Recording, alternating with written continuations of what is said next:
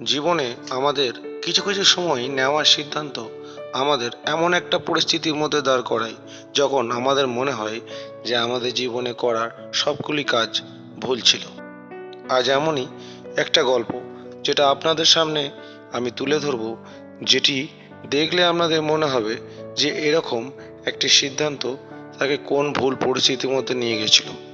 পরবর্তী সময় সে নিজেকে শুধরে নেয় এবং একটা সুন্দর জীবনের দিকে পা বাড়ায়। এমনই একটা মেয়ের গল্প যার নাম ছিল সুমি। সুমি এখন নিউ জলপাইগুড়ি স্টেশনে ট্রেনের মধ্যে বসে আছে। ট্রেনের কামরা দেখে বোঝাই যাচ্ছে এটি একটি বিলাসবহুল ট্রেন, যার মধ্যে সুমি মন ভারাক্রান্ত অবস্থায় জানালার দিকে তাকিয়ে বসে আছে। বাইরে প্ল্যাটফর্মে কিছু লোক চলাচল করতেও দেখা যাচ্ছে। ঠিক এমনই একটা সময় যখন ট্রেনটা হালকা গড়াতে শুরু করেছে, সুমি হেলান দিয়ে জানালা বাইরে তাকিয়ে যেন প্রকৃতির মধ্যে নিজেকে খুঁজে নিতে চাইল। আর সেই সময় তার কানে ভেসে এলো পাশের সিটে বসা একজনের গলা।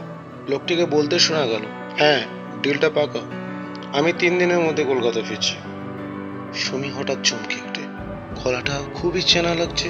ধীরে ধীরে মুখ ঘুরিয়ে তাকায় পাশের সিটের দিকে। পাশের সিটে বসে থাকা ছেলেটিকে থেকে সুমি চোখ বড় বড় করে তাকায়। রাহুল।